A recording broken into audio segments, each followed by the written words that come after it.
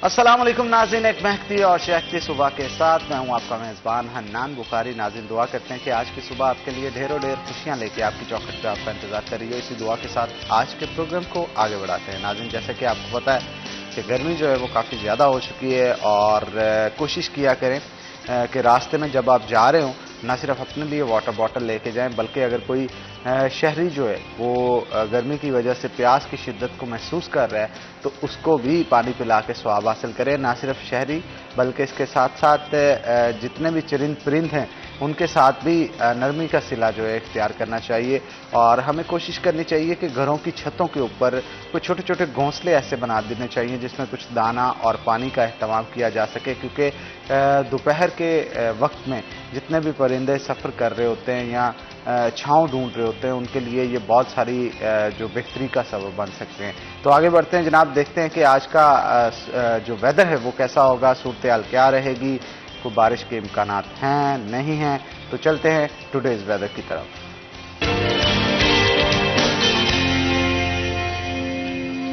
तो नाज़रीन, महकमा मौसमियात के मुताबिक आज शहर फैसलाबाद जो है वो पार्शली क्लाउडेड है और ज़्यादा से ज़्यादा दर्जा रात जो है वो 40 डिग्री सेंटीग्रेड और कम से कम दर्जा रात जो है वो 27 डिग्री सेंटीग्रेड है।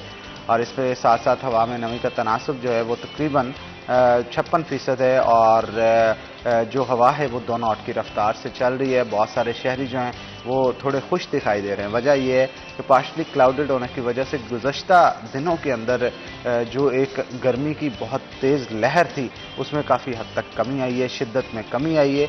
और इस शिद्दत की वजह से शहरी परेशान थे, लेकिन अब इन बातों की वजह से उनके चेहरों पर मुस्कुराहटें देखने को मिल रही है।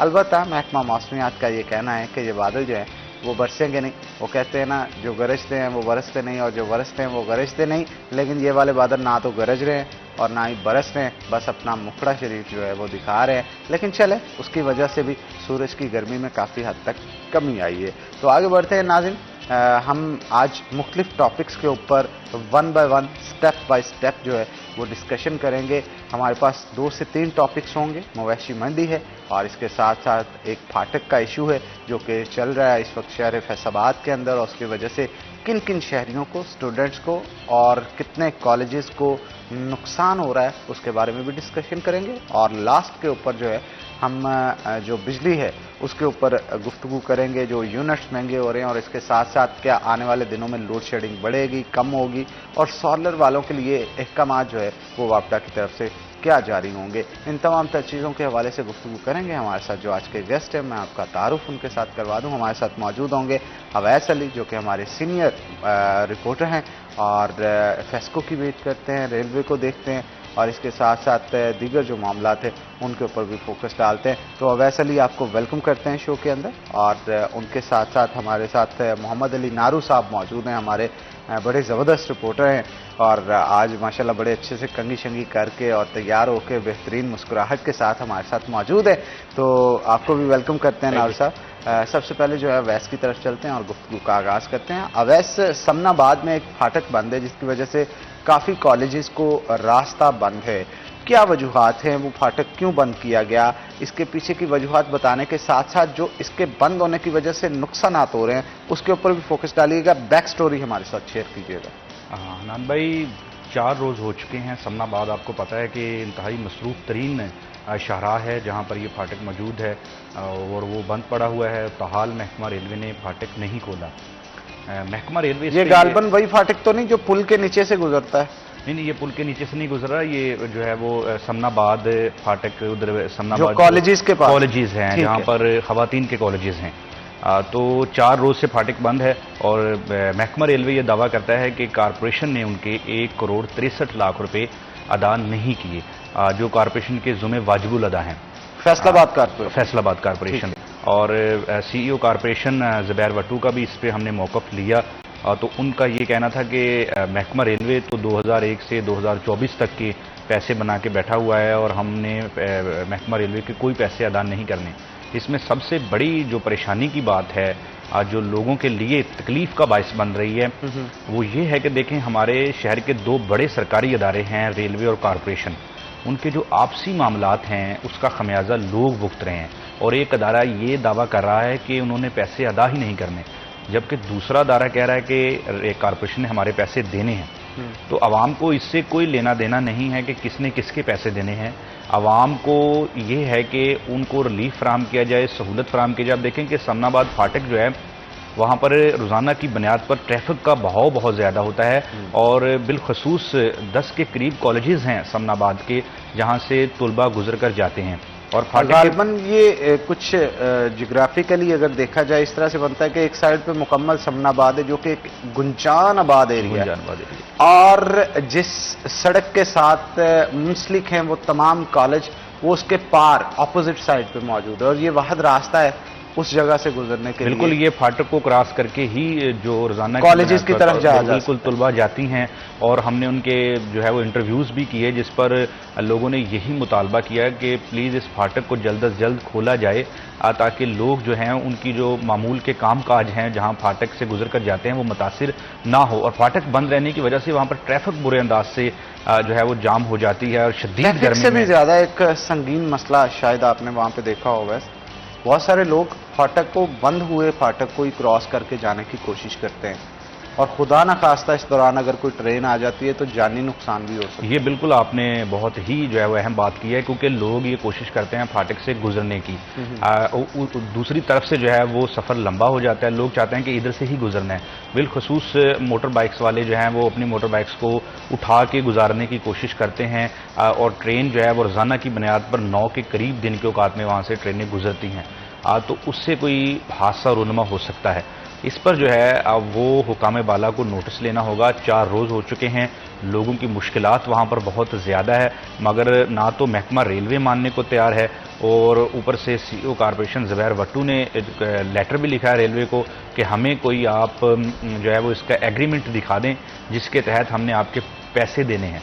लेकिन आप देखें कि महकमा रेलवे ना सिर्फ ट्रेनों की आमदन और रवानगी में सुस्त रवि का शिकार है, बल्कि किसी दूसरे सरकारी इदारे का जवाब देने में भी ये महकमा खामोश बैठा हुआ है, जिसका खमियाजा लोग भुगत रहे हैं। DS रेलवे जिम्मेदार कौन है रेलवे के अंदर? ये किस अथॉरिटी ने, जो फैसलाबाद के DC हैं उन्होंने भेजना होता है या कोई और ओहदा होता है जिन्होंने ये इन चीज़ों का जवाब देना होता है? बिल्कुल, शहर की जो इंतहाई मसरूफ़ तरीन गुंजानाबाद इलाके में जो फाटक है, अगर इसको बंद भी करना है रेलवे ने तो ज़िले इंतज़ामिया के जो है वो उनको आगाह करके बंद करना चाहिए, लेकिन ऐसा बिल्कुल भी नहीं हुआ। यहाँ की रेलवे की सुप्रीम अथॉरिटी कौन है? रेलवे का भी DC होता है गालबन?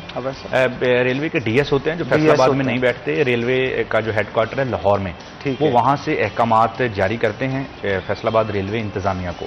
तो यहाँ से जो है वो असिस्टेंट ऑपरेटिंग ऑफिसर जो है। कितने दिन हो गए ये कॉरपोरेशन की तरफ से लेटर भेजे हुए थे? कॉरपोरेशन ने जो है वो जब हमने खबर चलाई, लोगों के मसाइल दिखाए, तो कॉरपोरेशन ने अपनी सेफ्टी के लिए लेटर तो गुज़िश्ता 2 रोज़ पहले महकमा रेलवे को लिख दिया, और हमें वो लेटर भी दिखा दिया कि हमें कोई जो है वो इसका एग्रीमेंट अगर रेलवे दिखाए कि हमने उनके पैसे देने हैं तो हम उनके पैसे अदा करेंगे। दूसरी जानब रेलवे का ये कहना है कि कॉरपोरेशन ने पैसे देने हैं, तो हमारे जो मुलाजमीन हैं उनकी तनख्वाहें रुकी हुई हैं अदम अदायगियों की वजह से।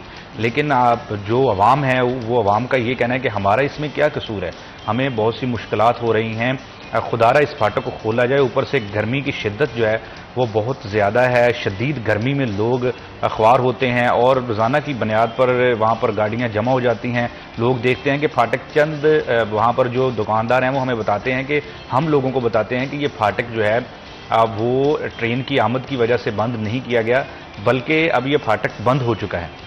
तो लोग तो ताले लगाए गए हैं उसके ऊपर? बिल्कुल, ताले लगा के, और उस पर बाकायदा तौर पर बैनर्स भी लगा दिए गए हैं कि कॉरपोरेशन की अदम अदायगी की वजह से फाटक बंद किया गया है। तो लोगों को मुश्किलात हो रही हैं, तो इस पर जो है अब वो लोग यही मुतालबा करते हैं कि इस फाटक को जल्द अज जल्द खोला जाए। महकमा रेलवे जो पहले ही खसारे में डूब चुका है और लोग रेलवे का सफ़र करने से भी गुरेज करते हैं। रेलवे इंतज़ामिया की, मैं इसमें सबसे बड़ी जो है वो नाहली रेलवे इंतज़ामिया की है कि अगर कॉरपोरेशन से मामला था उसको आवाम को तंग करके अपनी रिकवरियाँ नहीं करनी चाहिए, जबकि अपनी जो मुतल्लिका शोबाजात हैं उनमें इस्तिलाहात लाकर उनको एक्टिव करके जो है वो अपने पैसे वसूल करने चाहिए। DS रेलवे से भी हमने रब्ता किया, तो उनका यही मौक़िफ़ था कि हमने जो है वो कॉरपोरेशन से पैसे लेने हैं, इस वजह से बंद किया। मैंने उनको बताया भी कि सर देखें, आपने कॉरपोरेशन से पैसे लेने हैं तो इसमें आवाम का कोई कसूर नहीं है, और शायद आप फैसलाबाद विज़िट करें, आप लाहौर में बैठे हुए हैं, आपको पता चले कि समनाबाद फैसलाबाद का कितना गुंजानाबाद इलाका है, और कितने कॉलेजेस को ये जो फाटक है यहाँ से ना सिर्फ जो है वो स्टूडेंट्स गुजरते हैं, बल्कि ख़वातीन तलबा जो हैं वो भी यहाँ से गुजरती हैं, उनको बहुत मुश्किल होती है। तो प्लीज़ यहाँ पर आके देखें और अपने मामलात को दुरुस्त सिमत में लेकर जाएं और इस फाटक को खोलें। मगर ताहाल रेलवे की जानिब से कोई इकदामात नज़र नहीं आ रहे। जो रेलवे की बहुत बड़ी नाहली है, रेलवे अफसरान की जो सुस्ती है, उसका खमियाजा जो है वो फैसलाबाद की आवाम भुगत रही है। बिल्कुल आपने ठीक कहा। नारू, जो आप क्या कहेंगे, अली के बहुत सारे स्टूडेंट्स जिनको अब कॉलेजेस में जाने के लिए एक लंबा सफ़र यानी तकरीबन 3 से 4 किलोमीटर का सफ़र जो है वो ऊपर से घूम के आना पड़ता है, और वहाँ पे मोस्टली जितने भी स्टूडेंट्स जो कॉलेजेस जाते हैं वो गालबन जो समनाबाद का इलाका है वहीं के ज़्यादातर रहायशी होते हैं, और उनकी कोशिश होती है घर से निकलें और पैदल जो है वो जाके अपने स्कूल या कॉलेज को ज्वाइन करें, वहाँ पीरियड्स को जाके। अब वहाँ पे पैदल जाने की वजह से एक लंबा सफ़र जब उनको तय करना पड़ता है तो उसकी वजह से स्कूल से भी लेट होते हैं, अज़ियत का सामना भी करना पड़ता है, गर्मी भी बहुत ज़्यादा होती है। आजकल चाहे छुट्टियाँ चल रही हों, लेकिन इसके साथ साथ जो आम शहरी हैं जिन्होंने उस सड़क को क्रॉस करके जाना होता है, उनके लिए भी काफ़ी दुश्वार गुजार रास्ता बन चुका है। हनान, ये सबसे पहले तो यहाँ पर ये ज़रूरी है कि इदारों के जो आपस में चपकलिश है, माली मामलात हैं या कुछ लेन देन का मामला है, उसका कतन इम्पैक्ट आवाम पर नहीं पड़ना चाहिए। ये इदारों के मामलात इदारों के अंदर हल होने चाहिए, ना कि सड़कों पे हों और वहाँ जाकर जो खारी है वो आवाम को सहना पड़े। और जिस फाटक का हम जिक्र कर रहे हैं यहाँ पर, ये सबसे ये कह लें कि सबसे ज़्यादा रास्ते वाला फाटक है जहाँ पर सबसे ज़्यादा लोग जाते हैं, और उस रोड का नाम ही कॉलेज रोड है। वहाँ पर बेतहाशा कॉलेजेस हैं और साथ में यूनिवर्सिटीज़ भी हैं, और ये हालात हैं कि अब वो 3-4 रोज़ से बंद पड़ा है। तलबा सबसे ज़्यादा जो इफ़ेक्ट हो रहा है, सबसे ज़्यादा जो मसाइल का सामना करना पड़ रहा है वो तलबा को करना पड़ रहा है, बिलखुसूस जो ख़वातीन के कॉलेजेस है वहाँ पर। अब एक रास्ता है वहाँ पर जाना है, दूर दराज से लोग आते हैं और बड़ी तादाद में आते हैं। वहाँ पर अगर आप फाटक बंद कर देंगे और बगैर किसी इतला के, बगैर किसी पेशगी नोटिस के आवाम को लाया जाता, बताया जाता कि ये चीज़ें होने वाली हैं, यहाँ पर ये काम होगा, वो अचानक से आपने बंद कर दिया है, लोगों में खलबली मच पड़ी है। और वो गुंजानाबाद इलाका, समनाबाद, और उसके साथ आप देखें अब उससे जो फासला है दूसरे फाटक का वो नवल्टी पुल है, और उसके नीचे से होकर जाना है। वहाँ कहाँ पर वो मदनी चौक है, कहाँ पर नवल्टी पुल है, एक पूरा 2 से 3 किलोमीटर का फासला है, और फिर जाकर वो फाटक आता है। इतना लंबा रास्ता किसने तय करना है, और इतनी खारी उनको सहनी पड़ रही है। अभी तक तो जो हमारे यहाँ के फैसलाबाद के नुमाइंदगान हैं या जो मुतल्लिका इदारे हैं, बल्कि डीसी को अभी इन्वॉल्व हो जाना चाहिए था अब तक, ज़िले इंतजामिया आ जाती और इसका कमिश्नर साहिबा को स्पेशली इन्वॉल्व होना चाहिए था, क्योंकि ये अंडर जो है उन्हीं के आता है कारपोरेशन के सारे मामला। चलें, उनसे भी हम सवाल करेंगे, लेकिन एक छोटी सी ब्रेक ले लेते हैं। ब्रेक के बाद दोबारा हाजिर होते हैं। आपने कहीं नहीं जाना, हमारे साथ हैं।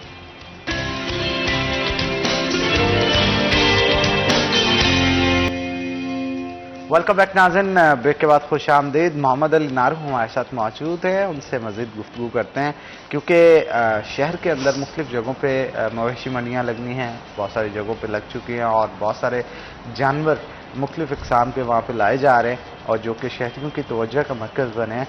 बहुत सारे मसाइल का सामना भी व्यापारियों को करना पड़ रहा है। वहाँ पे क्या क्या इश्यूज़ हैं और क्या चल रहा है, रेट्स क्या है भाईजान, ये सबसे इम्पोर्टेंट चीज़ है। तो भाई सारे सवाल पूछेंगे, नारू की तरफ चलते हैं। जी नारू साहब, बताइएगा कितनी मंडियाँ लग चुकी हैं, क्या सूरत हाल है, कितना जानवर आ गया, कहाँ कहाँ से व्यापारी आए और क्या क्या रेट्स मांग रहे हैं? हाँ भाई, ये आप कह लें कि एक त्यौहार तो है, साथ में एक फेस्टिवल होता है, बड़ी ईद की आमद है, और शहर में मवेशी मंडियाँ का जो सिलसिला है वो शुरू हो गया सजने को, और काफ़ी सज भी चुकी हैं, कुछ सजने वाली हैं। मजमूई तौर पर जो ज़िले इंतज़ामिया की जानिब से वो फैसलाबाद जो ज़िला है, इसमें 7 जो सरकारी मंडियाँ बनाई जानी थी वो लगा दी गई हैं। अब अगर मैं बताता चलूँ, उनमें फैसलाबाद सिटी में न्यामूवाना मंडी शामिल है, और फैसलाबाद जो सदर की हदूद में है वो खानवाना मंडी शामिल है। साथ में समुंदरी में एक मंडी कायम की गई है, खोड़लियांवाला में एक मंडी कायम की गई है, जड़ांवाला में एक मंडी कायम की गई है, से हटकर झुमड़ा में एक मंडी कायम की गई है, और साथ में तांदलियांवाला में। तो मजमूई तौर पर ये 7 मंडियाँ लगाई गई हैं, और अगर ओवरऑल देखा जाए तमाम जो अभी तक की जो सहूलियात हैं वो इत्मीनान बख्श दिखाई दे रही हैं, कि जो पहल हमें दिखाई देता है, जो एक मॉब को समेटने के लिए एक बड़े इंतजाम किए जाते हैं शहरियों की आमद के साथ साथ, तो वो हमें फिल वक्त होते दिखाई भी दे रहे हैं, और नज़र भी आ रहे हैं कि अभी तक कोई ऐसी सूरत हाल नहीं बनी कि जिससे कोई खासा कोई जो मामला वो बिगड़ता दिखाई दे रहा हो। दूसरी जानिब अगर ज़िले इंतज़ामिया से हटकर बात कर लीजिए व्यापारियों की, तो जनाब जानवर इस मरतबा दूर से तो आई हैं लेकिन करीब से बहुत ज़्यादा आए हैं। चूँकि ट्रांसपोर्टेशन के अखराजात बहुत ज़्यादा हैं तो दूर से व्यापारियों ने इतना ज़्यादा रुख नहीं किया फैसलाबाद की मंडी का, लेकिन करीब से झंग से, टोबा से, चनियोट से और फैसलाबाद के जो गिरदोनवा के इलाके हैं वहाँ से बड़ी तादाद बड़े अच्छे जानवरों के साथ, बेहतरीन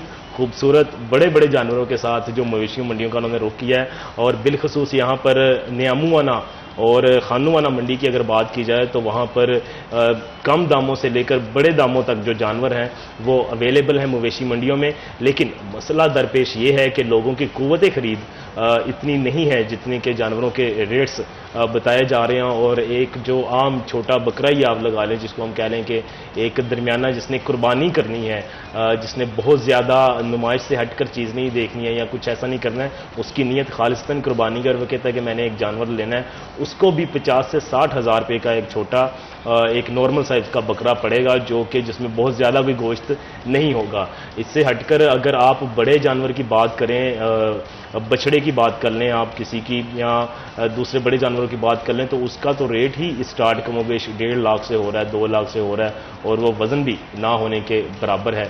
इसी तरीके से हम ऊपर जाते जाते हैं तो ये रेट्स फैसलाबाद की जो नियामुआना की मवेशी मंडी है वहाँ पर आपको इस वक्त 50 लाख तक का जानवर मुयस्सर है कुर्बानी के लिए, बड़ा जानवर। और अभी ऊँटों की आमद नहीं हुई है। आज है उम्मीद कि कल गुज़श्ता रोज़ ईद उल अज़हा का जो चांद है वो नज़र आ गया है ईद उल अज़हा के लिए, ज़िल हज का, तो उम्मीद की जा रही है कि आज बाकायदा तौर पर जो ऊँट है वो भी पहुंच जाएंगे और जो मंडी की रौनकें हैं वो भी बाकायदा तौर पर बाहर होने शुरू हो बकरे कहाँ पे जो है वो दुम्बे बहुत से खूबसूरत आते हैं, कजले बकरे और टैडी बकरे, इस तरह की मुख्तलिफ अक़साम के बकरे अभी होते हैं। बहुत बड़ी तादाद वहां पर मौजूद है मंडियों में। आप कह लें कि दुम्बे हैं, बल्कि अवैस से पूछते हैं इसके बारे, अवैस भी काफी नॉलेज रखते हैं। तो जी अवैस साहब बताइएगा किस किस इक़साम के बकरे होते हैं और शहरी इंटरेस्ट किस में ज्यादा शो करते हैं? फैसलाबाद के जो शहरी हैं ये दुम्बों और छतरों की बजाय बकरों में ज़्यादा इंटरेस्ट लेते हैं, ये हमने शुरू से देखा है। और नवाबशाह के बकरे बहुत शुरू से देखा होते हैं। मतलब यानी आप कुछ बात कह लेंगे, मतलब आई मीन वो जब भी आप मंडी जाते हैं तो तब आप अक्सर देखते हैं। हाँ। नवाबशाह के बकरे बहुत खूबसूरत होते हैं। अच्छा। और इसके अलावा कोटअदू के बकरे बहुत खूबसूरत होते हैं। हाँ, कोटअदू इन इलाकों के जो जानवर अच्छा, होते हैं, अवैस राजनपुर के बकरे बड़े मशहूर होते हैं, कहा जाता है उसके मतलब होता क्या है, इक़साम उसमें गोश्त ज्यादा होता है, खूबसूरत होते हैं या कोई और? जो राजनपुर के बकरे होते हैं उनकी सबसे खूबसूरत यह है कि उनके जो रंग होता है वो बहुत, हम देखते हैं कि ब्लैक कलर का वो जानवर है तो वाइट कलर के उसमें जो है वो डब्बे बने होते हैं, बहुत खूबसूरत लगते हैं। और जो है वो कद भी उनका अच्छा होता है उन जानवरों का, वो नस्ल के एतबार से भी जानवर जो है वो दूसरों से मुनफरिद नजर आते हैं। और दूसरा वैस कम रेट में अच्छा बकरा जो है वो खरीदने के लिए कौन से इक़साम के बकरे खरीदने चाहिए जिसमें गोश्त भी अच्छा हो, पैसे भी कम हो और नॉर्मल रेंज में आपको मिल जाए, इसके बारे में? ये जो आप बता रहे थे राजनपुर के जानवर, ये दूसरे जो बकरे होते हैं उनसे हम देखते हैं कि महंगे हैं। और इसके साथ साथ कोटअदू के बकरे भी महंगे हैं, ये कोई ख़ास नस्ल होती है, इस वजह से नवाबशाह के बकरे जो होते हैं जिनके आप देखते हैं कि सींग बहुत बड़े होते हैं, तो वो जो है उनका वज़न भी ज़्यादा होता है और रेट भी जो है व्यापारी हजरात की जानिब से उनका कम लगाया जाता है। बिल्कुल ठीक कहा आपने। नार साहब, मंडियाँ लगा दी गई हैं आपने बताया मुख्तलिफ जगहों के ऊपर, इसके बावजूद भी बहुत सारे व्यापारी रोड पे बकरे लेके खड़े होते हैं।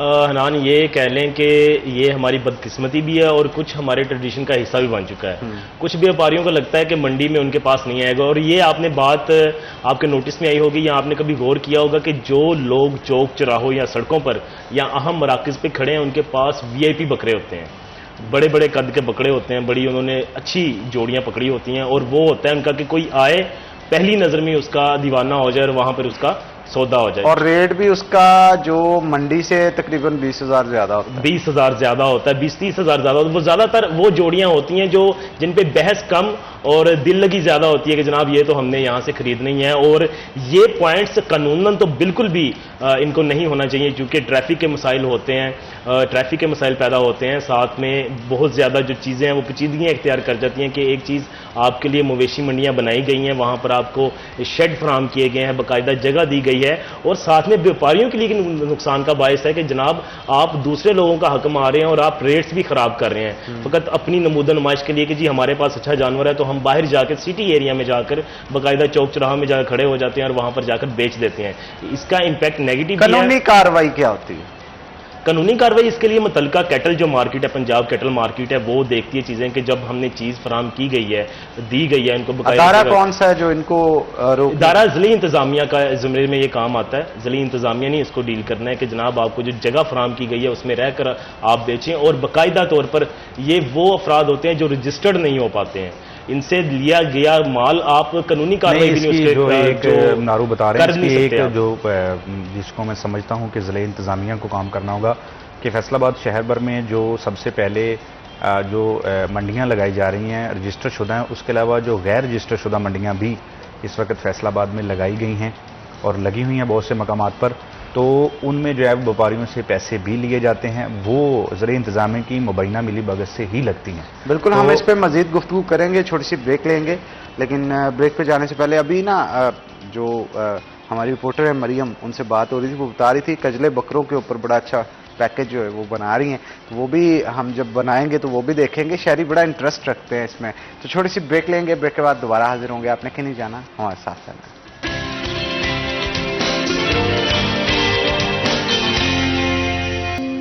वेलकम बैक नाज़रीन, ब्रेक के बाद खुश आमदीद। नाज़रीन, जैसे कि आपने अक्सर ऑब्जर्व किया होगा, आजकल लोड शेडिंग जो है वो पहले की निस्बत कम हो रही है। अब इसके पीछे क्या वजूहात हैं? और इसके साथ साथ सोलर सार्फिन जो हैं अब वो काफ़ी हद तक परेशान नज़र आते हैं, क्योंकि उनका कहना है कि पैसे एक बार लगा दिए हैं, अब कहा यह जा रहा है कि आने वाले दिनों में टैक्सेस के भी लगाए जाएंगे इसके ऊपर। तमाम तर सूरत हाल जानेंगे। अवैस अली हमारे साथ मौजूद हैं। अवैस, क्या वजह है बिजली की लोड शेडिंग काफ़ी हद तक कम हो गई है, तो क्या इसमें क्या हकीकत क्या है? हाँ बिल्कुल हान भाई, बिजली की लोड शेडिंग जो है वो गुज़िश्ता साल की निस्बत जून में कम हो रही है। इसकी बड़ी वजह यह है कि लोग जो है वो सोलर पर शिफ्ट होना शुरू हो गए हैं कसीर तादाद में। आप देखें कि गुज़िश्ता साल माह जून में फेस्को की आज जो डिमांड, यानी जितनी फेस्को को बिजली चाहिए होती थी, अब वो 3200 मेगावाट होती थी। और आजकल फेस्को की जो डिमांड है, जो सार्फिन को बिजली चाहिए है पूरे फैसलाबाद रीजन में, वो 26 से 2700 मेगावाट है। यानी 600 से 700 मेगावाट फेस्को को बिजली कम चाहिए गुज़िश्ता साल की निस्बत। तो वो 700 मेगावाट जो है वो सोलर पर शिफ्ट हो चुका है। सोलर से ये वैसे बड़ा चेंज है शहर, ये बहुत बड़ा चेंज है। लोग सोलर से अपनी बिजली बना रहे हैं और खुद इस्तेमाल कर रहे हैं। और अब जो नेट मीटरिंग, यानी जो फेस्को को भी फरोख्त कर रहे हैं, वो इस वक्त 150 मेगावाट बिजली लोग फेस्को को फरोख्त कर रहे हैं। क्या बात है! तो ये एक बहुत बड़ी तब्दीली इस साल हमें देखने को मिली है। अगर इसी तादाद में अगर गवर्नमेंट ऑफ पाकिस्तान ने रिस्ट्रिक्शंस, पाबंदियां ना लगाई, तो मैं ये समझता हूं कि एक साल में ये जो बिजली की लोड शेडिंग का मसला है वो तो खत्म हो ही जाएगा, लोगों के बिलों का मसला भी खत्म हो जाएगा। लेकिन अब बदकिस्मती से कैपेसिटी चार्जेस और दीगर ऐसे एक शिकंजे में हमारी गवर्नमेंट फंसी हुई है कि वो अब नेट मीटरिंग जो करवा रहे हैं, जो सोलर लगवा रहे हैं, इनके लिए मुश्किलात से मुश्किलात पैदा होती जा रही हैं। ये हदफ जब पूरा नहीं होगा तो क्या ओवर बिलिंग जो है वो दूसरे सार्फिन पे की जाएगी? और मुझे ये भी बताइएगा, हमारे जो वज़ीर दाखिला मोहसिन नकवी साहब, उनकी तरफ से ओवर बिलिंग के हवाले से बड़ा स्ट्रिक्ट एक्शन भी लिया गया था। फेस्को पे इसके क्या असरात नजर आ रहे हैं आप? आनंद भाई, फेस्को में जो है वो हमने देखा है कि पहले ओवर बिलिंग होती रही है, लेकिन जब से हमने देखा है कि चीफ एग्जीक्यूटिव फेस्को आमर पुन्नू ने चार्ज संभाला है, तो ये क्रेडिट उनको जाता है कि जब से वो सीईओ बने हैं उन्होंने ओवर बिलिंग के खिलाफ बहुत सख्त एक्शन लिए हैं और बाकायदा तौर पर उन्होंने एक एक एक्सियन को और अपने एसीज के साथ जो है वो मीटिंग की है और उनको ये बताया है कि रिकवरियां पूरी करने के लिए आपने ओवर बिलिंग नहीं करनी। कंपनी की जो रिकवरियां हैं वो सब अच्छा की रिपोर्ट के लिए किसी ने भी ओवर बिलिंग नहीं करनी। तो उनकी बहुत सख्त जो है वो रिस्ट्रिक्शंस हैं और उसके साथ साथ उन्होंने जो है वो सख्त कार्रवाई का अंदिया भी दिया है कि जो एक्सियन या ऐसी ओवर बिलिंग करेगा अपने टारगेट पूरे करने के लिए, उसके खिलाफ जो है वो सख्त एक्शन होगा। तो ये चीफ एग्जीक्यूटिव फेस्को आमर पुन्नू को क्रेडिट हमें देना चाहिए, जो कोई अच्छा काम करता है उनकी जानिब से ओवर बिलिंग पर बहुत अच्छे जो है वो हमें स्टेप्स देखने को मिले हैं। और इससे पहले हम देखते थे कि जो सीईओज आते थे वो अपने टारगेट पूरे करने के लिए ओवर बिलिंग भी करवाते थे, रिकवरियां। आप देखें कि माली साल का आखिरी माह जून है तो इसमें जो रिकवरियाँ होती हैं उसके लिए जो है वो तमाम तर सख्त हदायत हर एक्सियन और एससी को जारी की जाती हैं ताकि वजारत तवानाई पावर डिवीज़न को उनके टारगेट्स के मुताबिक रिकवरियाँ हो सकें। तो जून में भी जो है वो सीईओ की जानिब से सख्त हदायत जारी की गई हैं कि अपने रिकवरी टारगेट पूरे करने के लिए अगर किसी भी ऑफिसर ने ओवर बिलिंग की तो उसके खिलाफ जो है वो हमें सख्त एक्शन जो है वो सख्त एक्शन लेना पड़ेगा। अभी तक कोई केस सामने आया इस हवाले? अभी तक जो है वो कोई ऐसा केस सामने नहीं आया। एक एसडीओ इसका क्राइटेरिया क्या होता है अवैध साहब, ये बताइएगा कि किस तरह से पकड़ा जाता है ये बंदा ओवर बिलिंग कर रहा है? हाँ, वो मैं आपको बताता हूँ कि ओवर बिलिंग जो है वो जो बिजली के बिल हैं वो बड़ी उसमें जो है वो चालाकी के साथ शामिल किए जाते हैं यूनिट। मुझे एक बिल 15,000 आता है, अगले महीने देखता हूँ 30, उससे अगले 35 हुआ होता है। मैं ये समझता हूँ कि शायद गर्मी में एसी चलाने की वजह से बिल ज्यादा आ रहा है, तो बिल बढ़ना चाहिए 5 से 7,000, 10,000 मैक्सिमम। 20-20 हज़ार की छलांग लग रही है, तो किस तरह से मुझे पता चलेगा ये ओवर बिलिंग हो रही है या नहीं? मैं कहाँ से जाके पता करवाऊंगा? आनंद भाई, आप जो बिजली का बिल है आप देखेंगे, आप एक से अगर 100 यूनिट इस्तेमाल करते हैं तो उसके रेट्स मुनफरिद हैं। जैसे ही आपने 101 यूनिट इस्तेमाल करना है तो वो एक यूनिट की वजह से आपको जो 100 यूनिट्स का रेट है वो तब्दील हो जाना है। जैसे आप 200 यूनिट्स इस्तेमाल करते हैं, जो स्लैब रेट्स जिसको आप समझते हैं कि 200 यूनिट्स तक अगर आपको 22 रुपये का यूनिट्स पड़ता है, तो जैसे ही आपने 201 करना है तो आपको छलांग लगा के 40 से 45 रुपये का एक यूनिट पड़ जाना है। तो जो आप कह रहे हैं कि एकदम से जब 300 से क्रॉस करना है, जब 300 से क्रॉस करना है तो आपको 50 रुपये तक चला जाना है। तो ये जो स्लैब रेट्स हैं, तो ओवर बिलिंग इस तरह होती है कि आपको 31 दिन की रीडिंग कर देनी है। आपने अगर 200 यूनिट से एक माह में हो रहे हैं तो आपको एक दिन के और यूनिट्स डाल के आपके 201 कर देने हैं।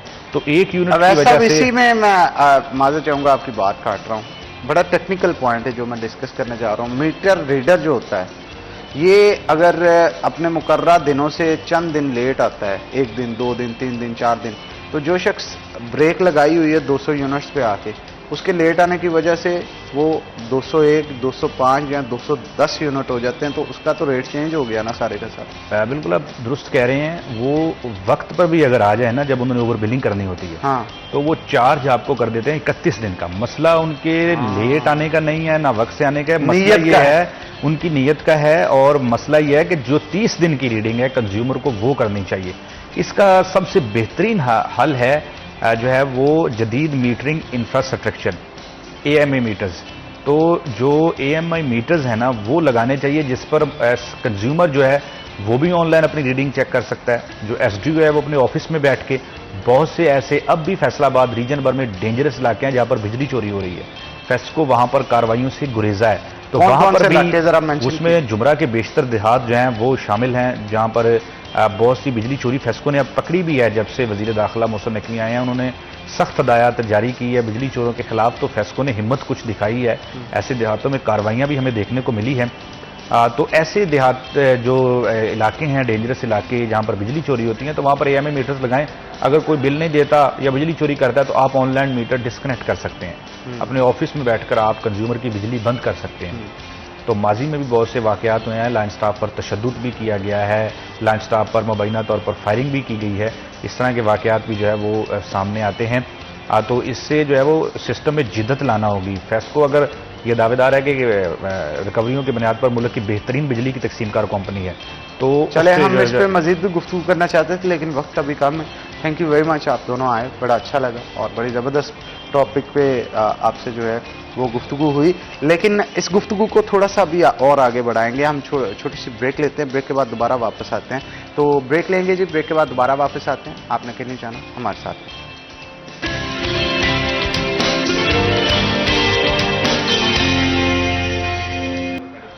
वेलकम बैक नाज़रीन, ब्रेक के बाद खुश आमदीद। हमारे साथ अवैस अली मौजूद हैं, मजीद गुफ्तगू उनके साथ करते हैं। अवैस, आप बता रहे थे कि लाइन लॉसेस जो होता है इसके अभी कोई तरीक़ेकार होता है कि जो इलेक्ट्रिसिटी ज़ाया होती है वो भी सार्फिन के सर पे डाल दी जाती है, क्या इसमें सदाकत है? आनंद भाई, ये जो हम कहते हैं कि बिजली के बिलों में इतने टैक्सेस हैं कि लोग परेशान हैं, और इतने टैक्सेस हैं कि लोगों को नाम भी नहीं पता, तो इससे जो बिल है वो इतना ज़्यादा कैसे हो जाता है?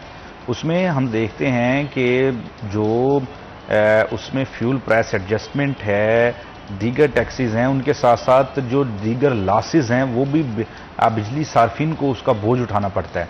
टेक्निकल लॉसेज हैं, ट्रांसफार्मर स्पार्क कर गया, उसके जो बिजली ज़ाया हुई है तो उसका क्या इनके पास मैप है, बिजली की तकसीमकार कॉम्प्लेक्स के पास उसकी क्या मनसूबाबंदी है कि वो जो लॉसेज हैं उनको किस तरह से कवर करना। वो इसी तरह से कवर होते हैं कि वो मुबैना तौर पर सार्फिन के बिजली के बिलों में शामिल किए जाते हैं। टेक्निकल लॉसेज, बड़ी बड़ी जो ट्रांसमिशन लाइनें हैं उनके लॉसेज, मेंटेनेंस के जो अखराजात होते हैं वो बिजली के बिलों में शामिल होते हैं। तो इससे जो है वो लोग, अब यही वजह है कि सोलर पर इतनी तेज़ी से लोगों को ये पता है कि टैक्स लग जाना है। मैंने एक दो से पूछा, उन्होंने 10 में जो है वो अपना सोलर लगाया, उन्होंने 10 किलोवाट का। तो मैंने कहा यार अगर 2000 पे सुनने में आ रहा है कि 2000 पे 1 किलोवाट पे टैक्स डाला जाएगा महानावार, तो कहता है यार 10 किलोवाट का मेरा 20,000 रुपया टैक्स हो जाएगा, लेकिन 10 किलोवाट से जो एसी चल रहे हैं मैं इतनी बिजली इस्तेमाल कर रहा हूँ तो इसका बिल जो है वो मुझे कितना वो फेस्को चार्ज कर रहा था, 1 लाख के करीब बिल बन जाता है एक माह में। तो लोग इसी वजह से सोलर की तरफ जा रहे हैं।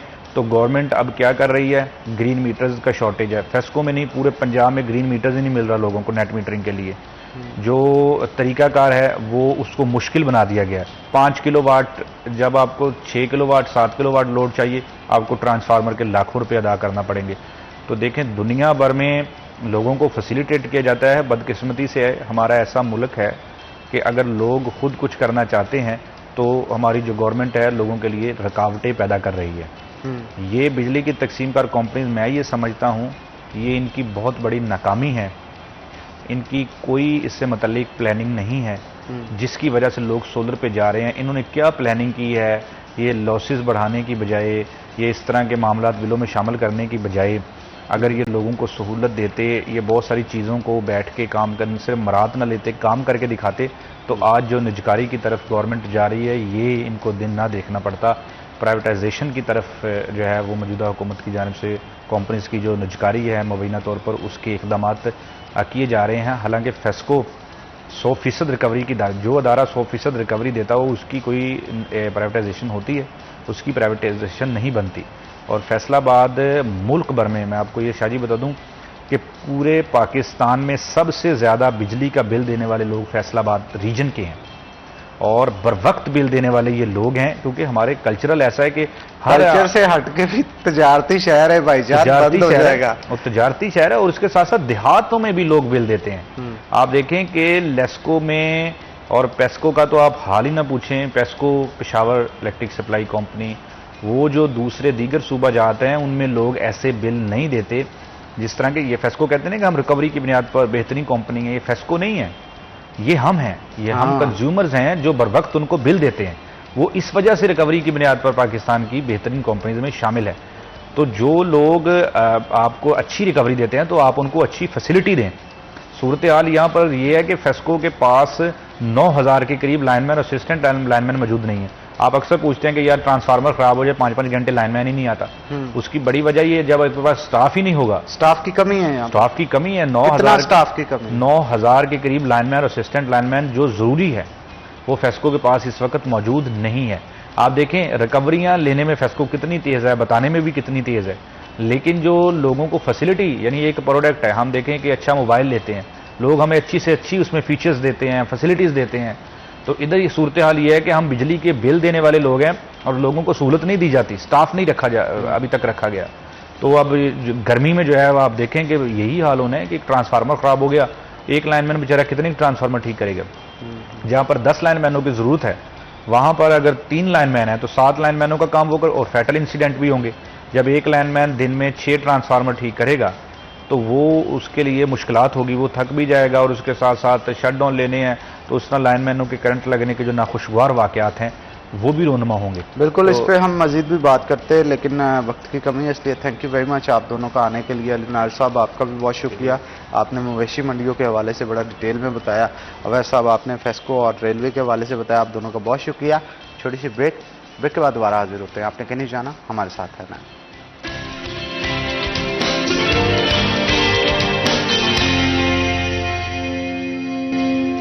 वेलकम बैक नाज़रीन, ब्रेक के बाद खुशामदीद। हमारे साथ अब सेकंड हाफ के अंदर बहुत अहम गेस्ट हैं जो कि मौजूद होंगे, मुख्तलिफ टॉपिक्स के ऊपर उनके साथ बात की जाएगी। मैं तारुफ आपके साथ करवा दूं। हमारे साथ कमिश्नर फैसलाबाद सिलवत सईद साहिबा मौजूद हैं। मैडम वेलकम करते हैं आपको शो के अंदर, और उनके साथ साथ हमारे सिटी 41 के ब्यूरो चीफ जफर डोगे साहब मौजूद होंगे। सर, आपको भी वेलकम करते हैं शो के अंदर। तो कमिश्नर साहिबा से आगाज़ करते हैं। मैम, मुख्तलिफ इशूज़ के ऊपर आज जो है वो बात की जाएगी। सबसे पहले मैं जो फोकस दिलवाना चाहता हूँ, हमारे समनाबाद के अंदर एक फाटक है जो कि पिछले कई दिनों से बंद है और उस फाटक की वजह से शहरियों को बड़ा मुश्किलात का सामना करना पड़ा है, क्योंकि कॉलेज रोड है और कॉलेज रोड से वहाँ पे फाटक बंद होने की वजह से जितना समनाबाद का एरिया है, जो कॉलेजेस में जाते थे या सड़क क्रॉस करते थे वहाँ पे, उनको बड़ी दुश्वारी का सामना करना पड़ा है। कहा यह जाता है महकमा रेलवे की तरफ से कि कारपोरेशन की अदम अदायगी की वजह से वो फाटक जो है वो बंद किया गया है। तो इस पे मैम क्या स्टांस है? वहाँ पे बैनर्स भी लगाए गए हैं, इसके लिए कोई लाहेअमल तैयार किया गया? शहरी काफ़ी परेशान जो है वो दिखाई दे रहे हैं। बिल्कुल आपकी बात से बिल्कुल एग्री करती हूँ। और ये इशू जो है ये कोई 3-4 दिन पहले मेरे नोटिस में आया, जिस दिन ये फाटक बंद कर दिया गया। मुझे ऑलमोस्ट अब 1.5 साल हो गया सर्व करते हुए एज कमिश्नर, और इंटरेस्टिंगली रेलवे डिपार्टमेंट ने आज तक ये मैटर टेकअप नहीं किया था। और वन फाइन मॉर्निंग पता लगता है कि फाटक जो है वो बंद कर दिया गया। तो जब बंद किया गया और इसकी तफसीलात में जाकर देखा गया, तो जो म्यूनिसिपल कॉरपोरेशन, क्योंकि मैं एडमिनिस्ट्रेटर भी हूँ, सो म्यूनिसिपल कॉरपोरेशन के तमाम द रिकॉर्ड में ऐसा कोई एग्रीमेंट नहीं मिलता जिसमें इसकी O&M या मेंटेनेंस कॉस्ट जो थी वो पे की जानी थी रेलवेज को। So there is a disagreement between both the departments. अब बात यह है कि दोनों डिपार्टमेंट्स के दरमियान डिसएग्रीमेंट हो तब भी मुझे ही को एज डिविजनल हेड रिजॉल्व भी करना है। सो मैंने आज ही इसके ऊपर मीटिंग, अभी इस आपके प्रोग्राम के बाद इंशाल्लाह वहाँ मेरी मीटिंग है 2 बजे के करीब, जिसमें मैं उनके तमाम डॉक्यूमेंटेशन को भी देखूंगी, रेलवे डिपार्टमेंट के भी, और म्यूनिसिपल कॉरपोरेशन का रिकॉर्ड भी सारे का सारा थ्रैश आउट होगा और हम सारे टेबल पे बैठ के इसको रिजॉल्व करेंगे। लेकिन मुझे अफसोस ये है कि without taking anybody in confidence इतना बड़ा स्टेप उठाया गया है। मैम, कोई नोटिफिकेशन कभी किसी को कोई इसके बारे में, मुझे 1.5 साल में पहले दिन उस दिन पता लगा जिस दिन फाटक बंद कर दिया गया। So this is very unfortunate. और मैं इस हवाले से मैं चाहूंगी आज इनके तमाम डिविजनल जो हेड है हमारे DS कंसर्न, वो भी आएंगे रेलवे से, इंशाल्लाह मैं उनसे भी टेकअप करूंगी। And I would also convey my concerns with him कि शहरियों के लिए मुश्किलात क्रिएट करने से पहले ज़रूरी है कि हम महकमे के एक दूसरे से कोऑर्डिनेशन को जारी रखें, because that is a federal government का इदारा है और हम चूंकि एक प्रोविंशियल गवर्नमेंट के उसमें काम कर रहे होते हैं, लेकिन हम सारे के सारे जाहिर है एक सर्विस से बिलोंग करते हैं और एक दूसरे के साथ एक अफिनिटी और फ्रेटर्निटी है। तो मैं आज इंशाल्लाह बात करूंगी, लेकिन मुझे शहरियों की इस मुश्किलात का बहुत बेहतर तौर पर इदराक भी है और उसको रिजॉल्व करने के लिए हम इंशाल्लाह मुतहरिक भी हैं। सर, आप क्या कहेंगे? कहा जाता है, अवैस अली हमारे साथ पहले मौजूद थे फर्स्ट हाफ के अंदर, तो वो बता रहे थे बैनर्स भी वहाँ पे लगाए गए कि अदम अदायगी की वजह से बंद किया गया। सर, अदारे जब आपस में इस तरह की तकरार करेंगे उससे नुकसान तो होगा एक दूसरे की साख को। हनान, बिल्कुल दुरुस्त कहा आपने। प्रॉब्लम ये है कि ये अदारों के दरमियान कोऑर्डिनेशन की कमी भी कह सकते हैं, और बाज़ औक़ात आप जैसे मैडम ने कहा किसी एक अदारे की तरफ से, मैं तो इसको वो कहूँगा कि उन्होंने वो एकदम से ज़बरदस्ती अचानक नोटिस भेजे बगैर सारा कुछ कर दिया। तो इसी तरह का एक इकदाम चंद दिन पहले आपने देखा, वो सितारा वाले भी कह रहे थे कि PHA ने हमें एकदम से 14 साल के बाद या 12 साल के बाद एक नोटिस दिया जी कि फलां जो चौक में आपने लगाया हुआ है मॉन्यूमेंट, इसकी फीस नहीं वरना हम गिराने लगे। उन्होंने एहतजाज में खुद गिरा दिया। उनका ये कहना है कि हमें भी इतने सालों में, हमने डिस्ट्रिक्ट गवर्नमेंट के कहने पे बनाया था, हमें इतने सालों में किसी ने कोई नोटिस नहीं दिया, तो अब अचानक कह रहे हैं कि हमें वो दें। तो ये मुझे लगता है कि मिसिंग लिंक है कोई, कि अचानक यूँ होता है कि कोई अदारा उठता है दूसरे के बारे में एक इंतहाई इकदाम करने लग जाता है। अगर ये करना भी था रेलवे ने तो ज़रूर, यहाँ देखिए अदारे मौजूद हैं, मैडम हैं, मुतलका अदारे मौजूद हैं, उनको कॉन्फ्रेंस में लेके, उनसे कॉरस्पॉन्डेंस करके, उनको नोटिस देके फिर किया जाता। हतमी इकदाम जो होता है, आखिरी इंतहाई इकदाम जिसे कहते हैं, वो पहले स्टेप पे ले लेना, ये बड़ा इलॉजिकल होता है और बड़ा लोगों के लिए बहुत मुश्किलात का बायस बना। अगर इससे पहले के नोटिस वगैरह हुए होते तो आज ऐसा ना होता। उससे पहले यकीनन कमिश्नर साहबा हैं, एडमिनिस्ट्रेटर हैं म्यूनसिपल कॉरपोरेशन की, जब से ये आई हम देख रहे हैं बहुत मुतहरक हैं, बहुत डायनामिक पर्सनैलिटी हैं और पूरे डिवीज़न भर में इन्होंने जिस तरीके से मुख्तलिफ शोबों में बहुत खूबसूरत तरीके से मामलात को हैंडल किया है, तो मेरा दिल नहीं मानता कि ऐसा हो ही नहीं सकता था कि अगर पहले से रवाबत होते, कॉरस्पॉन्डेंस होती, तो ये मामला हल ना हो पाता। कहीं ना कहीं कोई कमी रहेगी। बिल्कुल आपने ठीक कहा। तो मैम क्या कहेंगी, शहर में तजावजात के हवाले से भी कुछ एक्शंस जो है वो किए जा रहे हैं? गुज़िश्ता दिनों के अंदर हमने देखने को आया कि घंटा घर के 8 बाज़ारों के अंदर भी कार्रवाई की गई, और इसके साथ साथ कुछ मसाइल इस तरह के भी हैं कि तजावजात की वजह से ट्रैफिक इश्यूज बहुत बन रहे हैं। कुछ रोड्स हैं, मैं अगर आप इजाज़त दें तो मैं गुनवा देता हूँ। राजबा रोड जो है वहाँ पे आपको बहुत ज़्यादा तजावजात मिलेगी, यहाँ तक कि ड्राई फ्रूट्स की जो शॉप्स हैं उन्होंने सर्विस लाइन भी बिल्कुल लाइन उसको ख़त्म कर दिया और तजावजात इतनी आगे तक ले गए। दूसरा मैडम ईदगाह रोड है जहाँ पे इस्लामिया कॉलेज है, वहाँ पे आपने देखा होगा फ्रूट्स की पूरी मंडी बनी हुई है मेन रोड के ऊपर, जो कि उसकी चौड़ाई को भी मुतासिर कर रही है। तीसरा मैम आपने देखा होगा कि मुख्तलिफ इलाकों के अंदर इसी तरह जो अहम शाहराएं हैं वहां पे एक फ्रूट मंडी कायम कर दी जाती है, जो कि फुटपाथ के साथ साथ एक लंबी कतार 1.5 से 2 किलोमीटर की फ्रूट रेडियों की लगा दी जाती है। उसकी वजह से आए दिन वहां पे हादसे भी होते हैं और ट्रैफिक के भी मसाइल जो हैं वो सामने आते हैं। इस पे मैम क्या लाहे अमल जो है वो कॉर्पोरेशन की तरफ से? हाँ, ये जी बिल्कुल मेरे नोटिस में है बात, और बल्कि जब से हम काम कर रहे हैं इसके ऊपर एक मुस्तकिल तौर के ऊपर एक जो है वो किया जा रहा है एक्शन। अब होता ये है कि हम हटाकर जाएं, सबसे पहले तो जो मूवेबल आपकी इंक्रोचमेंट है उसको रिमूव किया जाता है, साथ ही साथ जो इमूवेबल किस्म का जैसे वहाँ पर कोई स्टेप्स बना लिए जाते हैं या कोई परमानेंट स्ट्रक्चर खड़े कर लिए जाते हैं उसको हटाने का एक इंतज़ाम। सो इमूवेबल के लिए तो ज़ाहिर है हमें मशीनरी और काफ़ी ज़्यादा फर्दर जो है ना वो चाहिए रिसोर्स। वो अल्हम्दुलिल्लाह पहली बार मेरा ख्याल है कोई तकरीबन 35 साल के बाद मशीनरी खरीदी गई है म्यूनसिपल कॉरपोरेशन के लिए। अभी रिसेंटली हमने खरीदी है, आजकल उसकी फैब्रिकेशन हो रही है जो फैक्ट्री के अंदर, ताकि वो जो हमारी ज़रूरियात हैं उसके मुताबिक अभी जैसे स्ट्रीट लाइट के लिए या इस तरह मुख्तलिफ उसके स्ट्रक्चर्स जो है बनाए जा रहे हैं। लेकिन एक्सकेवेटर की मौजूदगी ना होने के बायस काफ़ी मुश्किलात भी थी। अब ये है कि हमारे जो ट्रेडर्स हैं और तमाम ताजे तंजीमें हैं उनको कॉन्फिडेंस में लिया जा रहा है और उनके साथ बैठ के लाया अमल तैयार किया गया है, क्योंकि कोई भी यूनिलेटरल एक्शन लिया जाए तो जैसे अभी रोगर साहब ने बड़ा ठीक पॉइंट आउट किया कि वन फाइन मॉर्निंग जब आप पर एक स्काई लैब आती है तो आप सोचते हैं कि ये मुझसे पहले कंसल्ट कर लिया जाता तो शायद हम इस पे कोई बेहतर तरीके से कर लेते इसका कोई तदारुक। अब हमने यहाँ ये सोचा कि हमने तमाम जितनी हमारी स्टेक होल्डर्स हैं, राज्य तंजीमें हैं, सबको इकट्ठा बिठाना शुरू कर दिया और एक उनके साथ एक SOP तय किए कि आप इस हद से ज़्यादा जो है वो रोड के ऊपर फर्दर नहीं कर सकते। यहाँ तक कि शेड्स की भी आपने शोर सुना होगा कि शेड्स के हवाले से भी बड़ी चूंकि एक स्ट्रिक्ट किस्म की इम्प्लीमेंटेशन की जा रही है तो बड़ा वहाँ से ह्यू एंड क्राई आया, लेकिन उस पर जो है वो हमारा बिल्कुल अनफ्लिंचिंग रिजॉल्व था और डिप्टी कमिश्नर साहब भी इस मामले को डायरेक्टली भी उनको मैंने टास्क किया था तो वो भी देख रहे हैं और अब अल्हम्दुलिल्लाह आहिस्ता आहिस्ता करके तमाम एक रोड को एक टाइम पे लेके उसको क्लियर करके फिर हम आगे जा रहे हैं, क्योंकि जाहिर है इतना ज़्यादा तो हमारे पास ना ह्यूमन रिसोर्स है ना इतनी बड़ी हमारे पास मशीनरी की तादाद थी कि हम ये सारे शहर में इकट्ठे कर लेते। सो हम 1 बाय 1 एक रोड लेके चले आ रहे हैं और जिन रूट्स का आपने निशानदेही की है ये बिल्कुल मेरे नॉलेज में भी हैं। म्यूनसिपल कॉरपोरेशन ने जो अपना टाइम फ्रेम तैयार किया हुआ है उसमें ये तमाम रोड्स को हम इसी तरह लेंगे और एक दफ़ा प्रोग्राम मुकम्मल ऑपरेशन करके उस रोड को छोड़ेंगे।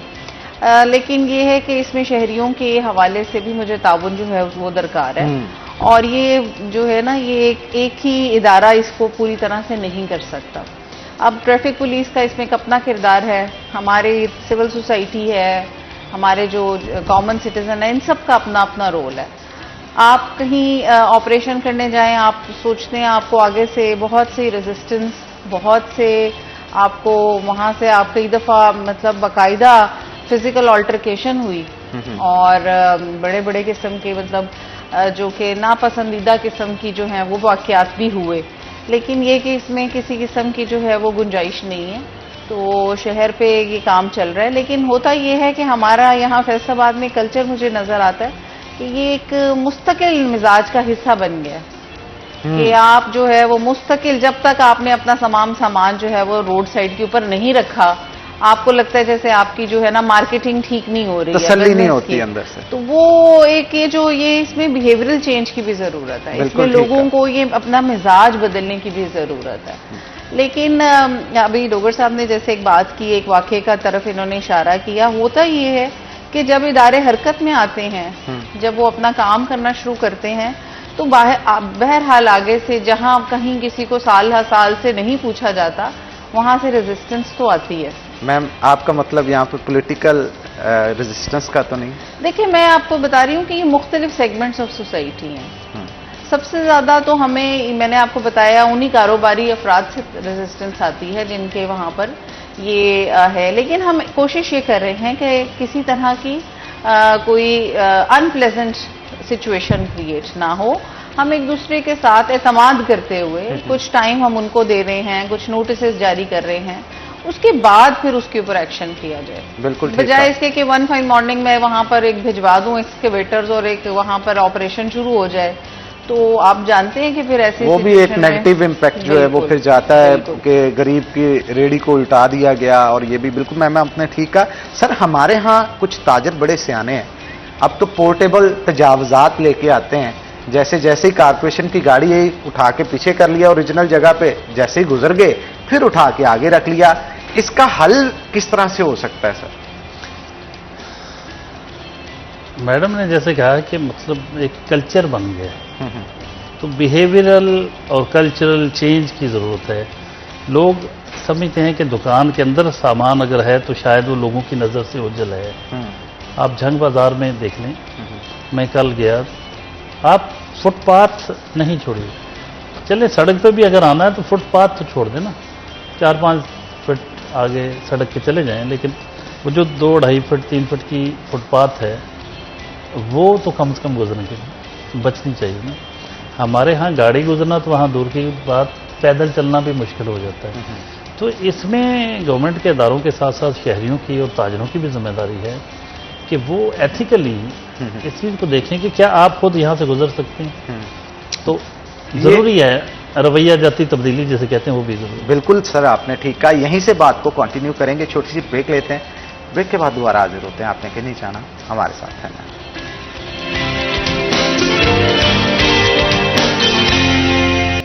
वेलकम बैक नाज़रीन, ब्रेक के बाद खुश आमदीद। हमारे साथ कमिश्नर सिल्वर सईद साहिबा मौजूद हैं, मजीद गुफ्तगू उनके साथ करते हैं। तो मैडम, मवेशी मंडियां हमारे शहर में जो है वो लग चुकी हैं और कहा जा रहा है तकरीबन 7 के करीब जो है मुख्तलिफ जगहों पर मवेशी मंडियां लगेंगी। तो हमारे रिपोर्टर हैं, उन्होंने कुछ रिपोर्ट्स भी बनाई हैं, उन्होंने कुछ इश्यूज भी कहा कि आपके आगे रखें। तो वो कह रहे थे कि मुख्तलिफ ऐसी लोकेशंस पे बाज़-औक़ात मंडियां लगती हैं जहां पे अप्रूव्ड नहीं होती। अब वहां पे लगने की वजह से जब व्यापारी वहां पे लगाते हैं तो जो जगह के मालिकान होते हैं या मुतलका इलाके के लोग होते हैं वो पैसे चार्ज करते हैं उसके एवज। तो बहुत सारे जो दूसरे शहरों से मवेशी मंडी में आए होते हैं यहाँ पे लोग, उनको बड़ी मुश्किलात का सामना करना पड़ता है। मैम, उन गैर कानूनी मंडियों के खिलाफ क्या लाहे अमल बनाया जा रहा है, किस तरह से उसके खिलाफ कार्रवाई की जाए? बिल्कुल ठीक कह रहे हैं आपके, मंडियां जो हैं वो फंक्शनल ही आज से हो रही हैं। जो गवर्नमेंट लगवा रही है नो प्रॉफिट नो लॉस के ऊपर, वो मंडियां 7 तारीख से फंक्शनल हो रही हैं। कल हम तैयारी करके उसको फाइनलाइज कर चुके थे, आज से ऑपरेशनल होंगी। 7 मंडियां फैसलाबाद में हैं, पूरे डिवीजन में तकरीबन हमारी 20 मंडियां लग रही हैं।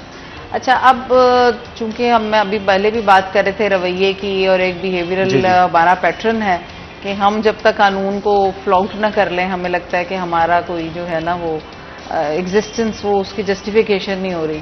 सो ऐसा बहुत सी जगहों पे लास्ट ईयर हमें तजुर्बा हुआ कि बहुत से इलीगल सेल पॉइंट्स की तरफ इशारा किया कम्युनिटी ने, आपने, मीडिया ने, बहुत सी चीज़ें मेरे नोटिस में आई। और लास्ट ईयर इस पर बहुत ग्रैंड ऑपरेशन किया गया था।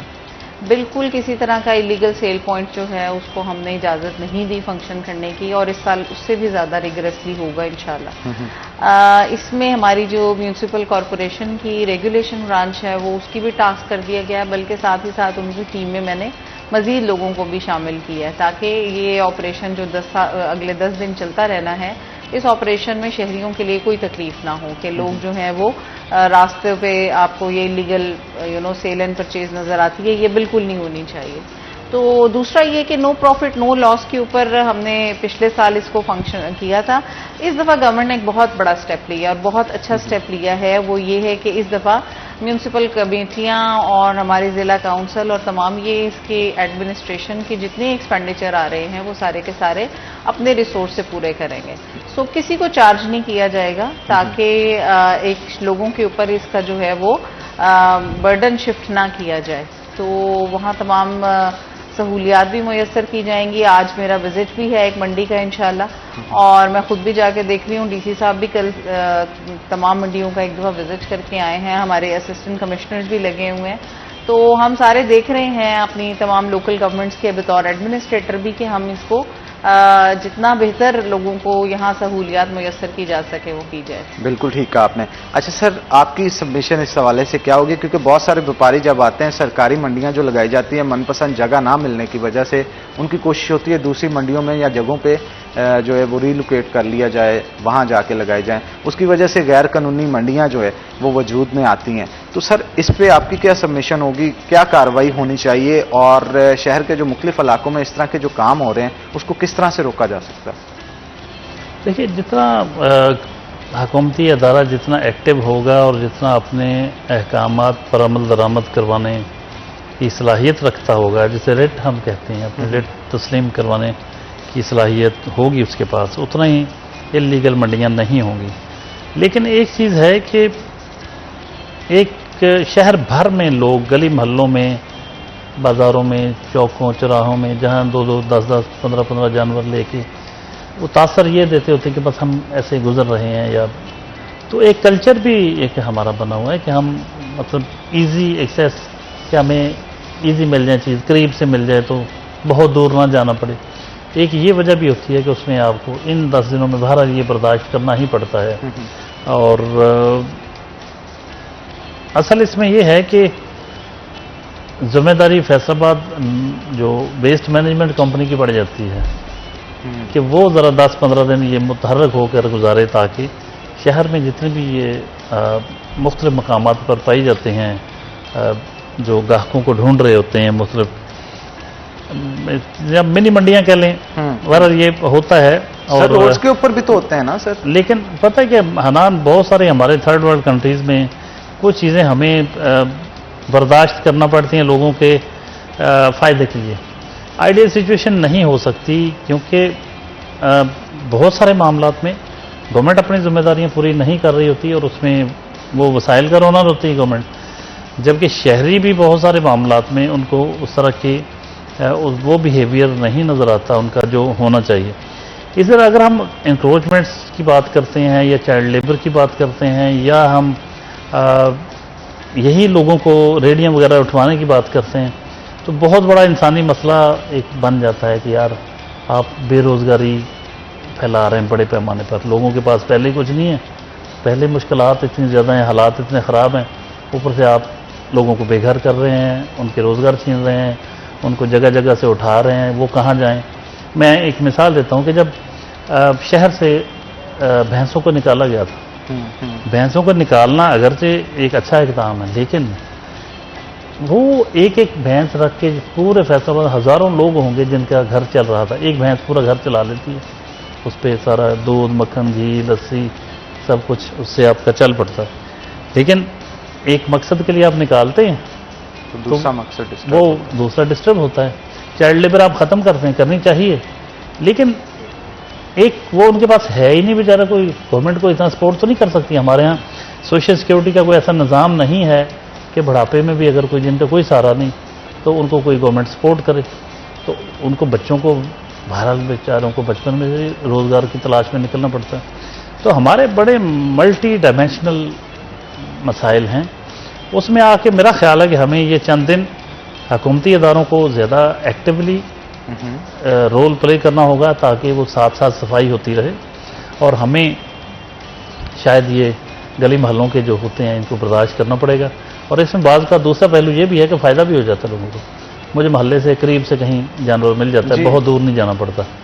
तो बड़ा कॉम्प्लेक्स हाँ जी सर, बेसिकली दो चीज़ें मेजर होती हैं जिनका इशू शहरियों को, आम शहरियों को फेस करना पड़ता है। एक तो जब किसी चौक चौराहे में लगाते हैं ट्रैफिक बहुत ब्लॉक हो जाती है, You are right. और दूसरा गंदगी जो है ना उसकी वजह से भी ताफुन इर्द गिर्द के इलाके में फैलता है। लेकिन सर आपकी भी बात 100% से ठीक है कि बहुत सारे शहरी अपनी फैमिलीज के साथ आते हैं, वो नई मंडी में जा सकते, वो उन रोड से जो है वो खरीद लेते हैं। तो आगे बढ़ते हैं मैम, ये बताइएगा कि फैसलाबाद आर्टिस्टों के हवाले से बड़ा रिच सिटी है, लेकिन जितना रिच ये है उस तरह की एक्टिविटीज़ यहाँ पे नज़र नहीं आती।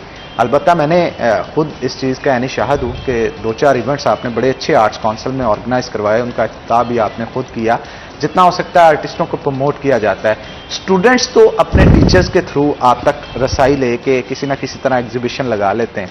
एक गली मोहल्ले का जो आर्टिस्ट है, जो पेंटिंग बना के सेल करता है और शायद उसका हुनर जो है कई साल पुराना होता है, 20-30 साल पुराना, हम उसको उस तरह से दर्शा नहीं पाते, उसके काम को दिखा नहीं पाते। तो इस पे आप क्या कहेंगी, ये हम जानेंगे छोटी सी ब्रेक के बाद। ब्रेक का वक्त हो गया तो छोटी सी ब्रेक लेंगे, ब्रेक के बाद दोबारा हाजिर होंगे। आपने कहीं निशाना हमारे साथ है।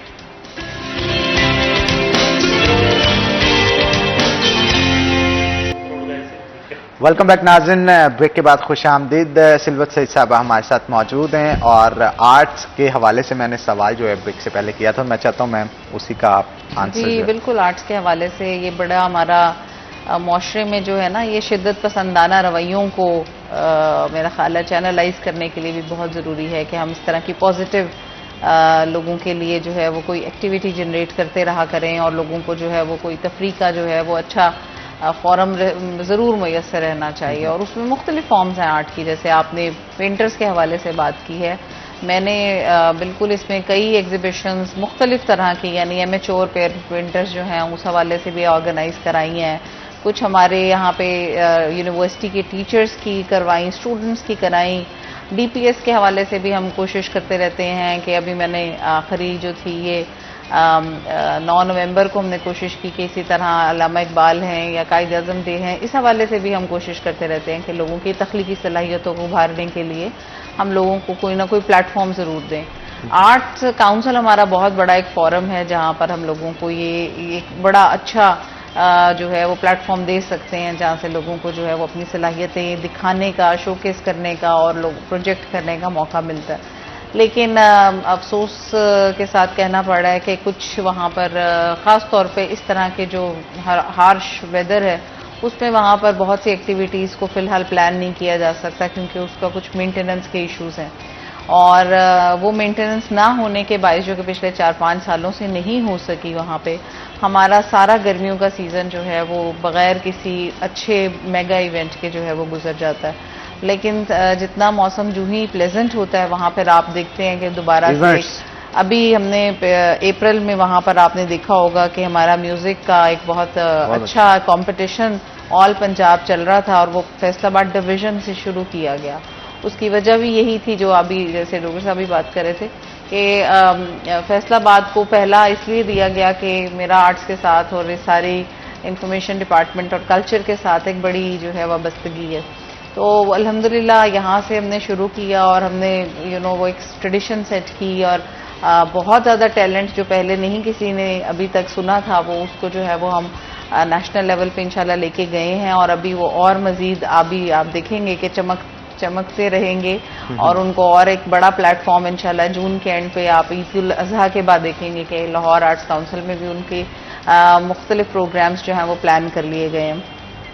आर्ट्स काउंसिल में एक हमारा पूरा बोर्ड ऑफ डायरेक्टर है और वो भी बैठता है और पिछले दिनों भी अभी उसकी एक मीटिंग की गई है जिसमें कि कोशिश की जा रही है कि इसके लिए रेवेन्यू जनरेशन के जो एवेन्यूज़ हैं उसको एक्सप्लोर किया जाए। लेकिन मैं अपनी तमाम फिलैंथ्रोपिस्ट और जितनी हमारी बाकी ऑर्गेनाइजेशंस हैं उनसे भी रिक्वेस्ट करूंगी कि ये आपका इदारा है, जहां गवर्नमेंट जाहिर है अपने रिसोर्स क्रंच का शिकार होती है वहां आपको आगे बढ़ना चाहिए और शहर के इन जितनी इस तरह के एवेन्यूज़ हैं उनको जो है वो मज़ीद प्रमोट करें और सपोर्ट करें, आर्टिस्ट की सपोर्ट करें और उनको भी मौका मिलना चाहिए। उससे हमारे अपने शहर का नाम जो है वो मज़ीद दुनिया में रोशन होता है। मैंने अभी डॉक्टर साहब से शेयर करूंगी अभी आप लोगों से भी इंशाल्लाह कि पूरा एक फैसलाबाद के हवाले से एक पूरी एक कॉफ़ी टेबल जो है मैगजीन वो छपवाया है अच्छा। और वो इंशाल्लाह मैं इंटरनेशनल कम्युनिटी से शेयर करूंगी, हमारे जितनी एम्बेसीज हैं उनसे शेयर करूंगी, जिसमें इस रीजन की अपनी इंट्रिकेसीज और अपनी खूबसूरतीज और अपनी जो इसकी इंट्रिंसिक ब्यूटी है वो हाईलाइट की है। उसमें हमारे तमाम बड़े आर्टिस्ट जो हैं उनके भी नाम हैं और साथ उनके भी हवाले से पूरा इंट्रोडक्शन है। लेकिन जो इसकी एक आप देखते हैं कि कल्चरली ये कितना रिच है और यहाँ के जो लोकल हमारे जो डेलिकेसीज हैं वो चाहे फूड की हैं, चाहे हमारी जो है वो कोई और ख़ास किसी आर्ट एंड क्राफ्ट की है, वो सारी की सारी हाईलाइट हुई है। वो चाहे चिन्योट का फर्नीचर की हमारी जो है महारत हो, या कमालिया का खद्दर हो, या फैसलाबाद की टेक्सटाइल की इंजेन्युटी हो, ये सारी की सारी उसमें हाईलाइट हुई है।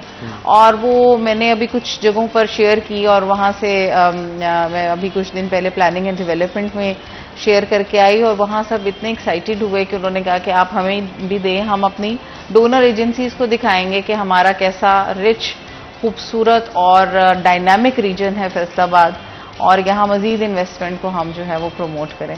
तो वो इन्वेस्टमेंट जो है वो हर तरह से आती है, टूरिज्म के हवाले से भी आती है और वो आपके और इस तरह बिजनेसेस के साथ भी आती है। तो कोशिश ये है कि इस शहर को, इस रीजन को जो है वो बेहतर से बेहतर किया जा सके, लेकिन ये तमाम इदारों की कोलैबोरेशन के बगैर मुमकिन बिल्कुल नहीं आपने है। ठीक कहा मैम, हमें आपकी कॉम्पिटेंसी पे पूरा यकीन है और इंशाल्लाह फैसलाबाद जो है वो तरक्की की सफ़र पे जो है इसी तरह गामजन रहेगा। सर, आप तरजीहात के हवाले से जो गुफ्तगू कर रहे थे, मैं चाहता हूं कि थोड़ा सा इंतज़ामिया की तरजीहात के ऊपर भी आप थोड़ा फोकस डालें, तो उस पर सर आपकी सबमिशन क्या होगी? देखिए, तरजीहात बनती हैं बजट्स के ऊपर कि आपके पास अवेलेबल रिसोर्सेज क्या हैं और फिर आपने किस तरह उनको किस जगह पे खर्च करना है। मेरा केस ओवरऑल है कि पंजाब का, मैडम मेरे अदाद-ओ-शुमार दुरुस्त कर सकती हैं, कि हम शायद अब नहीं तो माजी में ज़रूर ऐसा था कि पंजाब का सबसे ज़्यादा रेवेन्यू देने वाला ज़िला फैसलाबाद था। शायद हम लाहौर से भी ज़्यादा रेवेन्यू देते। तो इसको इसके मुताबिक वो खुसूसी मकाम और हैसियत और फंड्स नहीं मिलते जिसका ये मुस्तहिक है। लाहौर पे लगे हमें कोई एतराज़ नहीं, सूबाई दारुल हुकूमत है, वहाँ ज़रूरत ज़्यादा पड़ती है, लेकिन हमारे शहर की भी बहुत ज़्यादा ज़रूरत है कि यहाँ बहुत से ऐसे प्रोजेक्ट हैं। अभी कैनाल रोड पे ट्रैफिक जैम के मनाज़र रहते हैं। अभी कश्मीर पुल अंडरपास तो बना है, लेकिन फिर उससे आगे वाला जो है वहाँ ये सूरत हाल होगी।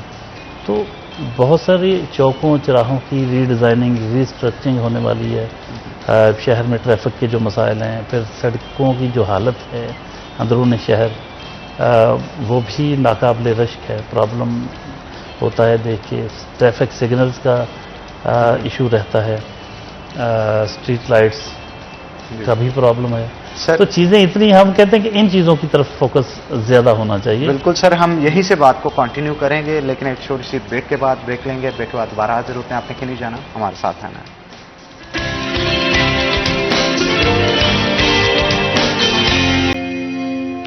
वेलकम बैक नाज़रीन, ब्रेक के बाद खुश आमदीद। ज़फ़र डोगी साहब हमारे साथ मौजूद हैं, मज़ीद गुफ्तगू उनके साथ करते हैं। सर, पार्किंग के हवाले से बहुत सारे इश्यूज़ जो हैं वो शहरियों को सामना करना पड़ रहा है। दो तीन तरह के इश्यूज़ है सर, वन बाय वन उन पर गुफ्तगू करेंगे। एक तो पार्किंग की स्पेस हमारे यहाँ नहीं है। अब इससे हट के पार्किंग कंपनी के हवाले से अगर बात करें तो मुख्तलिफ लोकेशंस पे शहरियों की ये शिकायत हैं कि एक तो हमसे पैसे ज़्यादा चार्ज किए जाते हैं और बहुत सारी जगहों पे कंप्यूटराइज पर्ची नहीं दी जाती, और बहुत सारी जगहों पे पर्ची नहीं दी जाती लेकिन पैसे चार्ज कर लिए जाते हैं। और जब उनसे पूछा जाता है कि आप ऑथेंटिक हैं, कोई कार्ड दिखा दें, तो उस पर फिर लड़ाई झगड़ा, इस तरह के मामला जो है वो दरपेश आते हैं। तो सर, आप इस हवाले से क्या कहेंगे सर? जहांगीर, पार्किंग का जो, अब सॉरी हनान, पार्किंग का जो इशू है ना, ये जुड़ा हुआ है ट्रैफिक। शहर में जो ट्रैफिक की सूरत हाल है, ट्रैफिक जितनी गाड़ियां ज़्यादा हैं, लोगों का शॉपिंग का रुझान है, पार्किंग के मसाइल उससे जुड़े हुए हैं। हमें चूँकि अवेलेबल नहीं होती बस अपने मोहल्ले से, अपने इलाके से प्लाजाज की तरफ, मेन शहर की तरफ जाने के लिए, तो हर कोई अपनी गाड़ी पे जाने के लिए मजबूर है। तो पब्लिक ट्रांसपोर्ट ना होने की वजह से शहर की तरफ, यानी 8 बाज़ारों की तरफ या मसरूफ़ गंजानाबाद जो शॉपिंग सेंटर्स हैं उनकी तरफ रश बढ़ता है। तो वहाँ ट्रैफिक के मसाइल पैदा होते हैं, पार्किंग के ख़ास तौर पे मसाइल पैदा होते हैं। तो ये दोनों जुड़े हुए हैं। अभी एक तो बहुत बड़े पार्किंग प्लाजा की ज़रूरत है, लेकिन पार्किंग प्लाजा एक आध काफ़ी नहीं होगा, क्योंकि शहर के मुख्तलिफ इलाकों में रश है। लेकिन फिर ये भी देखना होगा कि क्या हमारा वो जो कल्चरल इश्यूज़ हैं, लोग तो आपको पता है कि बिल्कुल दुकान के आगे गाड़ी खड़ी करने की आती हैं, थोड़ा सा भी फासले पे खड़ी करके पैदल चलने का ट्रेंड ही नहीं। तो वो जिसको झंग बाजार में, घंटा घर में कोई काम है, वो शहर के दूसरी तरफ जो कोतवाली रोड पे प्लाजा बन रहा है, क्या उधर जाके गाड़ी खड़ी करना पसंद करेगा? बिल्कुल भी नहीं सर। तो इस तरह मैं आई डोंट थिंक कि वो पार्किंग प्लाजा बन जाने के बाद मसाइल हल हो जाएंगे, क्योंकि एक तो ट्रेंड बनाना पड़ता है कि इधर आके लोग पार्क करें। लोग तो करते ही नहीं, वो कहते बस दुकान के आगे जाए गाड़ी खड़ी हो हमारी। आप देखें कितने लोग, अच्छा वो 8 बाज़ारों की भी गाड़ियां उधर खड़ी कर लें तब भी पार्किंग प्लाजा में। ये हाँ एक सिस्टम ऐसा बनाना पड़ेगा मेरा हाल, वहाँ पार्किंग प्लाजा हो, लेकिन कोई ऐसी चीज़ ऐसे कुछ चलाई जाए, कोई ओपन एयर छोटी छोटी गाड़ियाँ जो शहर के 8 बाज़ारों में से होती हुई जिस तरफ आप जाना चाहें बैठ के आप उसमें गुजर सकें, जहाँ उतरना चाहें उतर सकें। इस तरह का भी सिस्टम हो तो फिर शायद बेहतर हो। वहाँ पार्किंग ना हो शहरों में, बाज़ारों में, वहाँ से ये छोटे छोटे वो चलें गाड़ियाँ। बिल्कुल सर, मैम ने जो मामला हाईलाइट किए काफ़ी इम्पोर्टेंट है, लेकिन इसके साथ साथ मैम ये भी बताइएगा कि पार्किंग कंपनी का जो आवाम के साथ रवैया है उस पर अगर, क्योंकि बहुत सारे लोग तहफ़्फ़ुज़ात ज़ाहिर करते हैं, कमिश्नर या डिप्टी कमिश्नर के पेज पे एक पोल जनरेट करवा दिया जाए, कोई इश्यूज़ हों या उनकी कारकर्दगी से मुतमिन हैं या नहीं है, तो इस तरह का अगर काम हो जाए तो मैम आपके लिए काफ़ी आसान हो जाएगा ये जज करना कि फैसलाबाद की आवाम क्या कह रही है और किस तरह की चीज़ें जो है वो चाह रही है अपने शहर में। ये आपने बहुत अच्छी सजेशन दी है, इंशाल्लाह इसको हम इम्प्लीमेंट भी करेंगे। मैं कोशिश करती हूँ कि अपनी आवाम के साथ, लोगों के साथ रवाबित अपने जो हैं वो through media, social media, even अपने ऑफिस में कोशिश करती हूँ ज़्यादा से ज़्यादा लोगों को खुद मिलूँ और जितनी शिकायत है उनका तदारुक किया जा सके। और पार्किंग कंपनी भी हमारे ही एक उस सिस्टम में से एक इदारा है, और जहां बाकी इदारों से लोगों की शिकायत है, मैं उन शिकायत को बिल्कुल नहीं झुटलाऊंगी और ऐसा ज़रूर मुमकिन है कि लोगों की उनसे शिकायत हों। काफ़ी जगहों पर उन्होंने अच्छा काम करके दिखाया, लेकिन जहां जहां लोगों के कंसर्न्स हैं वो ज़रूर एड्रेस होने चाहिए और इंशाल्लाह हम करेंगे। पार्किंग जो है वो हमारा बड़ा इशू, उसकी वजह एक इंक्रोचमेंट भी है, उसकी एक बड़ी वजह जो है वो जो ये फैसलाबाद की एक यूनिकनेस है कि यहाँ पर सबसे बड़ी जो इकोनॉमी का आप समझते हैं कंपोनेंट है वो हमारी ट्रेडिंग है।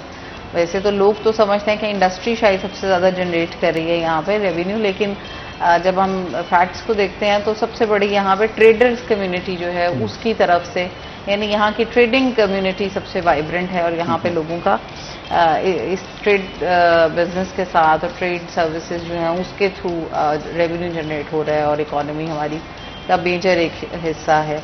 तो ट्रेडर्स के लिए भी बहरहाल सहूलियात की फरहमी बहुत ज़रूरी है और लोगों के लिए इसमें मैं चूँकि हम अपना जो जिस तरह का हमारा वेदर है उसको देखते हुए बहुत सी चीज़ों को इम्प्लीमेंट करना थोड़ा मुश्किल भी है। जो हमने अच्छी जो इंटरनेशनल दुनिया से जो चीज़ें सीखी हैं उसमें यह है कि जो आपका सेंट्रल बिजनेस डिस्ट्रिक्ट है उसको पेडेस्ट्रियंस के लिए कर देना चाहिए, वहाँ पे गाड़ियों का दाखिला बंद हो जाना चाहिए। लेकिन ये एक बड़ा स्टेप होगा, इस पे मैंने सोचा, काफ़ी काम भी किया, मगर मुझे अंदाज़ा है कि ये इस स्टेज के ऊपर शायद इसको इम्प्लीमेंट करना जब तक कि तमाम एक आपको साथ नेसेसरी वेयर विद ऑल ना हो, आपको शायद ये इम्प्लीमेंट ना हो सके और उसके लिए ज़ाहिर है फिर रिसोर्स ज़रूरत है। लेकिन आपका जितना भी सेंट्रल बिजनेस डिस्ट्रिक्ट है बेसिकली वो हमारी बड़ी हिस्टोरिकल जगह है, 8 बाज़ार और उसके इर्द गिर्द की, और उसको प्रिजर्व होना बहुत ज़रूरी है। सो मेरी कोशिश ये है कि हम इसको पेडेस्ट्रियन कर सकें, सिर्फ पेडेस्ट्रियंस के लिए हो और बाकी साइड्स पे आपकी पार्किंग हो सके और इस शहर के इन इलाकों में लोग जो हैं इसको टूरिज्म के लिए भी यानी कि एक अट्रैक्शन के तौर पर हमें प्रोजेक्ट करना चाहिए। जैसे मैंने आपको बताया अभी मैंने एक छोटी सी काविश की है, इसी तरह से यहाँ के मतलब इंटरनेशनल टूरिस्ट को हमें ये जो है ये हमारी बड़ी एक यहाँ की पहचान है। मैम माज़रत चाहूँगा आपकी बात काट रहा हूँ, आपकी बात से मुझे एक बात याद आई, मैंने कहा भूल ना जाऊँ मैं, इसलिए मैम के गोशगुजार कर दूँ। पार्किंग के इशू होने की वजह से ना हमारे यहाँ एक बड़ी हिस्टोरिकल खूबसूरत जगह है, कचहरी बाजार के अंदर गुरुद्वारा गली है, वहाँ पे एक गुरुद्वारा है बहुत बड़ा, और वो आज भी अपनी असल हालत के अंदर मौजूद है और बहुत खूबसूरत जगह है। मतलब उसके दरवाजे, खिड़कियां, जो लंगर खाने हैं वो आज भी उसी तरह तामीर है जैसे पहले थे, उन्हें छेड़ा छाड़ा नहीं गया। तो अगर वहां पे कोई कल्चरल एक्टिविटीज रख दी जाए, वो स्कूल में एक पोर्शन स्कूल को दिया हुआ है उन्होंने, उस्ताद नुसरत फतेह अली खान साहब भी उसी स्कूल से पढ़े हैं, तो वो हिस्ट्री के हिसाब से हमारे लिए बड़ी इंपॉर्टेंट जगह है।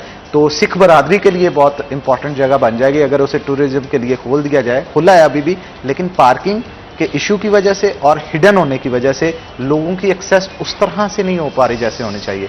तो मैम इस पे भी हन्नान, मैं आपसे शेयर करूंगी, मुझे बल्कि खुशी हुई कि आपने ये पॉइंट आउट किया है, क्योंकि ये बात मुझे ऑलरेडी मेरे नोटिस में थी और हमने कोशिश ये हम कर रहे हैं कि इसको पूरा गुरुद्वारा जो है इसको टूरिज्म के लिए ही खोला जाए और वो जो स्कूल है वो हम शिफ्ट कर दें, कहीं अपना मर्ज कर लें, क्योंकि स्टूडेंट्स भी वहाँ 300-350 से ज़्यादा की तादाद नहीं है। सो वो कोई बहुत ज़्यादा ऐसा हमारे लिए वो नहीं है इशू कि हम उसको अगर हम देखते हैं तो हमें उसकी टूरिज्म के लिए और अपनी सिख कम्युनिटी के लिए उसकी जो अहमियत है वो देखते हुए हम ये समझ रहे हैं कि इसको म्यूजियम का पार्ट बना दिया जाए। तो हम इंशाल्लाह लाइलपुर म्यूजियम ही का एक हिस्सा जो है वो इसको बना लेंगे और लोगों के लिए एक अट्रैक्शन होगी कि इस गुरुद्वारा को आएँ, विजिट करें, हमारा यहाँ का जो आप इंडिजिनस कल्चर है उसको वहाँ अप्रिशिएट करें। बिल्कुल मैम, आप ठीक कह रहे हैं। बातें तो और भी बहुत सारी थी करने के लिए, लेकिन वक्त जो है वो कम था, इसलिए आप दोनों का बहुत शुक्रिया, आप आज के शो में आए। और मैं उम्मीद करता हूँ मैम आप जिस तरह से सिटी को लेके चल रही हैं इसमें मजीद बेहतरी जो है वो आप लाएंगी, हमें आप पे पूरा यकीन है। तो इसी के साथ नाज़रीन आज के प्रोग्राम से अपने मेज़बान हन्नान बुखारी को दे इजाज़त, फिर होगी आपसे मुलाकात, तब तक के लिए अल्लाह हाफिज़।